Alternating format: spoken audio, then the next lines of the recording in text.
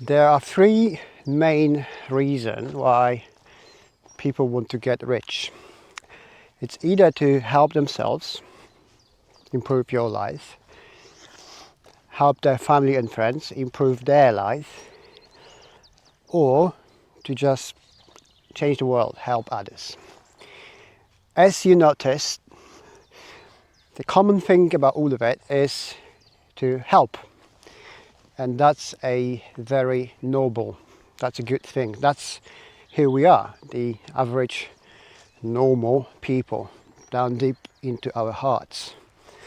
We always want to help, and it's very good. The problem is that if this is true, how come there's so many rich people out there and not enough people trying to help? Or there's so much rich people out there and so much misery, or so much more misery? I thought about this a lot, because I think one of the most destructive things we're being taught in our society, and I know because I have little kids, and every now and then they bring this from school when they question being the success, the money, and I have to explain them. And what they're being told by whoever is telling this is a false narrative, it's a false truth. It's not real. So think about it this way. How is it that people who win a lottery, statistically, they go broke again in like 2 to 5 years or something like this? Is it because they spend all that money on helping others or something else? Right? You see,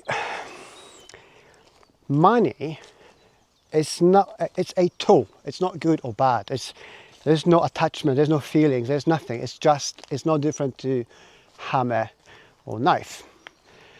It is a tool which you can use it for building. You can put a nail in a wall. You can use a knife to cut your bread or do some serious damage. And that's no different when it comes to money. One sec, there's a fallen tree on my way. So a little bit exercise. Well, actually I'm on my way from the gym, so another exercise. So, because people can't, for whatever the reason, this is not about this, I don't want to talk about how you can get rich, because just subscribe to my channel. There's the whole ethos, the whole philosophy behind it is to actually make it more doable for people like me, who just came from nowhere with nothing, immigrants. But because people rarely get to the point where they actually have some wealth, and I'm not talking about, millionaires, just comfortable life where you don't have to worry much about your bills or when something breaks down. That's already, in today's world, that's a lot. That's a wealthy people. Because people rarely get to that point, then they become very sour about this. They become very upset. And they're looking for something to blame on it. And we don't like to blame things on ourselves, so we tend to blame on external factors, either other people, friends, family, politicians, political environment, or money. Of course, there are situations where people can't get this done because there are bigger priorities in their lives and bigger problems, conflicts, famines, hunger, all that. Of course, I understand. I'm not talking about this. I'm talking about people living in Western countries. Somebody like me who immigrated to England and he's just blaming rich on everything and telling that money is all the root of the evil and I don't want to get rich. And when people start blaming these things, for example on money, they want to justify their own, I don't want to say failed attempts, but unrecognized potential about their own lives. Because I think everybody has got potential, a lot. We just don't know what it is. And then in our society, we have teachers, parents, bosses, people with source of influence over our lives, telling us that this is the reality. Money is wrong, money is evil, getting rich is evil, it's better to stay poor, that's a virtue. And on top of it, all the religious scriptures, all the religious key people, they say the same. And although the people saying it are some of the most rich people around the whole planet, they're teaching others that the money is evil, and rich will never get to heaven or whatever your religion is, and it's just live your poor life and be virtue. That's the virtue, be virtuous. I have a different take on it because you see, as I mentioned in the beginning, we in our hearts, and of course I'm not talking about psychopaths, okay? I'm talking about normal people, average person. In our hearts, we want to do good and we want to help others and we want to help ourselves. And because we're living in this 3D world, which is, by the way, I mean, this is beautiful nature, but once I get out of this nature, of course, there's a reality. And it's driven by money. And doesn't matter if we like it or not, it's just the way it is. It's just the rule of the game. And I believe that knowing this, and again, unless you can't understand this concept, if you understand that concept, and knowing about ourselves that we want to help others, it is our obligation to get as rich as we can. Now, there is another misconception about rich. What's rich? I'm not talking about Bill Gates type of rich or Elon Musk. I don't care about these guys. These are just some people. Many of them, I don't want to say all of them, but lots of them are twisted in many ways. And that's going down to my main argument, is because money, you see, it's not evil, but money is a magnifying glass. It magnifies of who you are already. So if you are a poor person, good-hearted person, hard-working person, doing all your best, not blaming others, not being jealous, not having a lot of darkness in or around you, and when you become rich, you become more of that person, and you help. You could help before maybe tens of people. Now you can help hundreds, if not thousands, maybe hundreds of thousands people. And of course, we have stories of people, extraordinary people like this throughout the history, who's been just doing. That's where their mission of their lives. The Munjak. For you guys who don't live in the UK, Munjak is like a dog-sized deer, apparently they're from Japan or something. There's plenty of them here where I live in London, in the UK. So money will multiply, it magnify, it's a magnifying glass, right? It's the tool which makes more of who you are.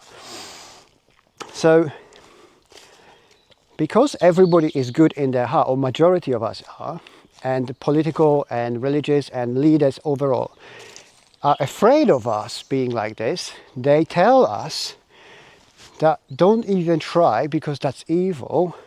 Stay where you are, broke, so you can't make any difference in anyone's life. And in that case, leave the power to us and we will tell you what's good for you or what's not. Oh, and by the way, we will do it while collecting all the money around you. And for decades, centuries, people would buy it because the information was hidden, was kept secret. Now we're living in times where an immigrant bloke from Poland, myself, walking through a nature and forest, can record video and tell you what it is like. And there will be tens of people who agree with me, who can actually say, look, this is how much I've made, this is what I've done. I, for example, had the pleasure once to use some of the money I've made, some in one of my businesses, to change one's family life. I don't like the idea of helping like a big scale. I don't like charities because they spend so much money on the operational costs and this and that and bonuses and pension and salaries for the bosses, and I don't want that, right? It's like at the end, at the end, there's very, very little money of what you're trying to give to charity ending up actual supporting the real cause, the original cause. So when I felt like I can finally help someone and I really wanted to, I've asked one of my people I know to find me a family in need, a real family we can actually see, talk to, and see if I can help them. So we found them. And that was a family back in Poland. It was a single mother with 3 little boys. One boy was autistic. A father passed away of illness. And they could not just make meet ends. They were just struggling. That mother was doing all she could. I did the research as much as I could on that family to see if they're real, if there's no some deeper challenges, problems behind, so I don't want to support that. And it turned out, yes, these people, the family was just living in extreme poverty in Poland, right? It's not like 3 years ago. It's not that common anymore. And they just couldn't make it happen. And I wouldn't go there and say, hey, how about you became an entrepreneur? Like, no, of course not, right? So that's not how it goes. That's not the message I want to share. And that's what people are often confuse. But because me as an entrepreneur, I made some wealth somewhere in 1 or 2 of my businesses. I could spare some money.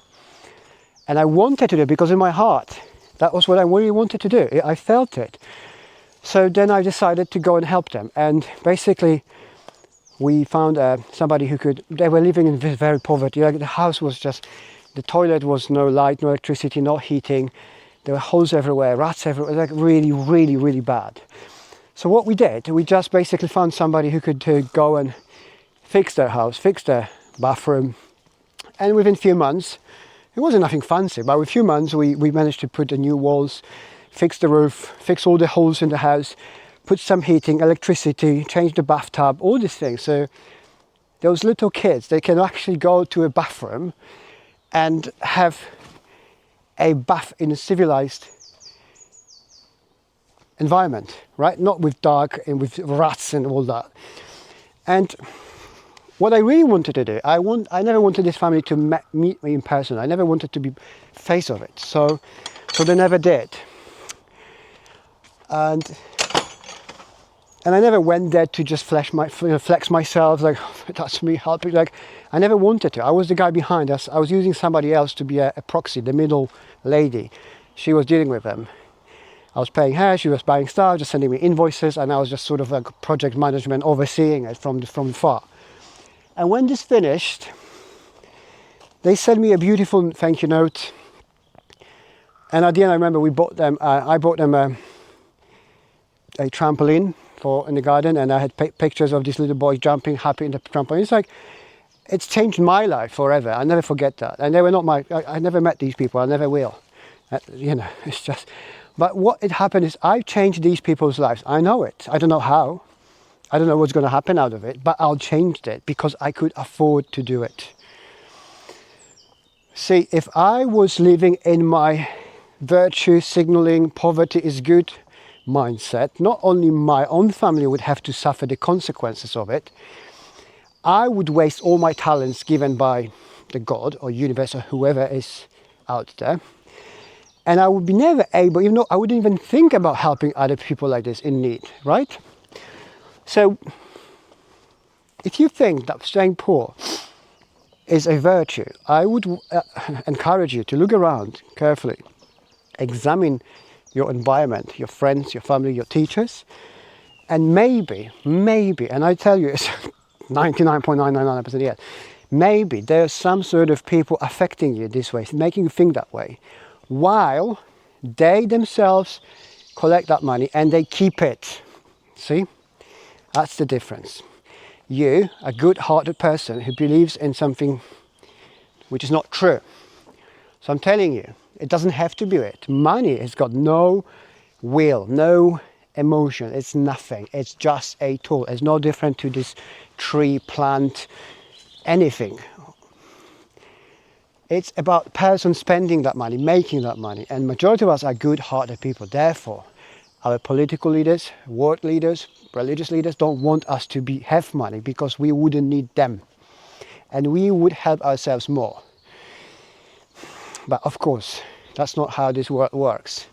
Although I can see it's changing, slowly, but it's changing. So I'll leave you with this. If you really think about it, it's like if you really strongly believe that money is evil and poverty is a virtue. The only reason you should think about getting rich is I think my personal belief is your obligation to do your best. Again, I'm not saying to be Bill Gates type of guy. These are different stories. I don't want to talk about this now. I'm talking about you having just 10 or 100 times more what you have now. So you can do 10 or 100 times more to yourself, your family, people around you, and actually change the world around you with real tangible change, okay? Not charity, I'm giving £5, I don't have to worry about this anymore. No, find a family, worry about that. Figure out the project, figure out what you can do. I don't know, feed the homeless or hungry, right? Feed the hungry. Provide some clothes for homeless, something like this. That it gives you so much more purpose in life and satisfaction than just giving 10 out of 5 to some charity, some people you're never going to see. And you don't even know where that money is going to. So that's that. There is no way somebody would tell me that getting rich is evil or staying poor is virtue. It's not. There's nefarious reasons for people telling you this is the truth, and I just told you what I believe it is. And just to finish it off, I know plenty of people with lots of money, and majority of people are like this. They're just very secure about their privacy. Of course, they don't want to shout about their having money because there's a lot of evil people out there. The majority of people I know, they're like this. They want to help, and they are helping big time. It's just we don't want to be talked about. We don't want to talk about this because the whole thing about helping is just to do it out of your need, because you have good heart, not because I want to flex on the internet. Although I use it for this video, right? So there you go. Oh, look at this, bluebells. I don't know if you can see it. Behind me there, full of bluebells. It's so nice. Okay, that's it. It's a bit longer, but that's fine. I hope that changes some of your perspective, or maybe it challenges at least. So maybe it's gonna make you think more and just go for it. And if you don't know how, subscribe to my channel, watch my videos, and I'll give you ideas. I'll try to help you, and leave me a comment if you want. If you have questions, leave me a comment, be respectful. I'll try to help you. I can't promise I'll change your life. I will change your life, but I can tell you what I think. I can give you my feedback. And it's all about us. Nobody's coming to save us. It's you, me. We're going to help each other, our family, and we have to. That's your obligation. If you get 2 hands, 2 legs, you're healthy, you're living at least in the Western countries, developed countries, that's your obligation. There's no questions asked. And if you're not doing it, then you are trying to avoid something. But that's for a different story, for a different topic, a different day. All right, guys. Thanks so much for your time. Give me a like, subscribe, follow me, or not. and I'll see you soon. Cheers.